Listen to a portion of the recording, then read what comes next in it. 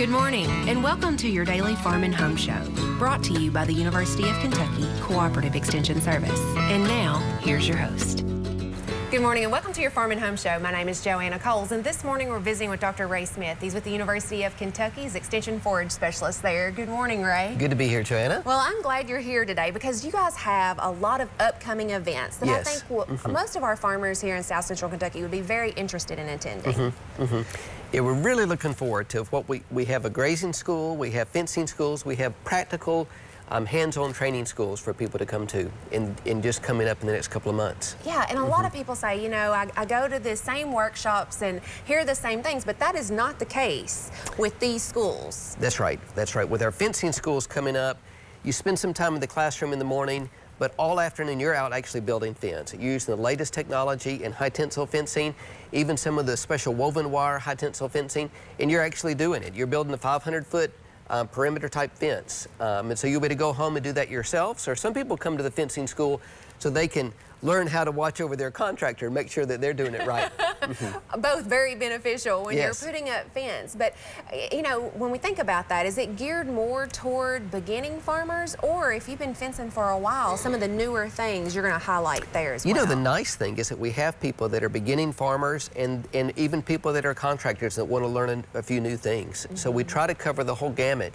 The nice thing with the fencing school is there's a lot of learning that happens between participants. Somebody that's more experienced is teaching somebody. So we try to build in a lot of interaction time into the fencing school, both in the classroom and out in the field. Absolutely. Now we have one and it's pretty close to Bowling Green. And so I know you're offering several across the state. That's right. There's several across the state. They're all in April and May. There's April 9th and 11th and then one in May. The specific dates are there on the Kentucky Forage website. Just Google KY Forages and you see the listing of those fencing schools. There's a separate registration for each of those. Okay. Just go there and look that up. Now, is there a limited number of spots that you guys have? Actually, with the fencing schools, we're limited to 30 per location because we want everybody to be able to get their hands dirty, as you might say, and be able to work with that. So can they go online and go ahead and get registered for it now? That's right. If they go to that Kentucky, in fact, they want to go ahead and go now. Even though it's over a month away, they still want to make sure they sign up now so they get in with that 30 spots. We actually filled up last year. Yeah, so go ahead and get online. You can just type into your favorite search engine, Kentucky Forages. All the events will be there. But I think that one is one that you guys maybe just started last year. We just started last year with Huge Dr. Chris response. Toich coming on board at Princeton. He started those. Yeah, and fencing is such an important part of our grazing and our management of our forages all the way around and of our animals. But you guys also have a grazing school. That's right, that's right. So we have a grazing school coming up in Princeton later April 23rd and 24th.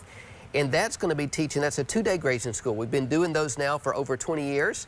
And that's going to teach everything from establishing plants, to identifying different plants, to nutritional management, to actually setting up systems in the field, rotational grazing systems. That'll be hands-on as well. You're setting up a temporary water system, you're setting up a temporary fencing system. So that covers the full gamut of setting up a grazing system on your farm, not just the fencing part of it. Yeah, and one of the great things that I hear a lot of those participants come back and say is the networking time that they had with the specialist. I mean, you have all you guys, all the experts in the room that they're able to ask their specific questions too. Yeah, I think that may be one of the greatest benefits of the interaction with the people that are instructing, but also the interaction between the producers that are there.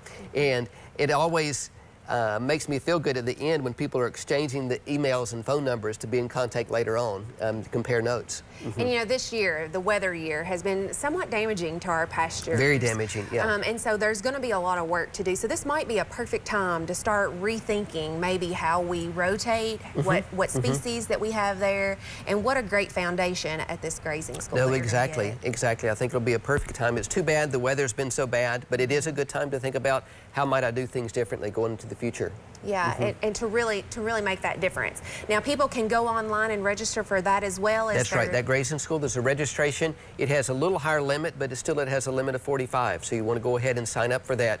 We have people come in from surrounding states and all across Kentucky for that grazing school. So yeah, and so this year it's in Princeton. I know it kind of moves around the state because you guys usually offer that about every year, right? We offer it every year. We'll actually have it in the fall in in Lexington in September, but we're having it in Princeton in the spring. All right. Well, certainly appreciate you visiting with us today and telling us about these two great opportunities. Fencing, Kentucky Grazing School, all of that information, plus I think 150 different pubs. 150 different publications. All kinds of information on Kentucky forages, so make sure to check it out. Thanks for watching and have a great day. If you have questions about today's topic, please call the Warren County Extension Office at the number on your screen. Thanks for watching and have a great day.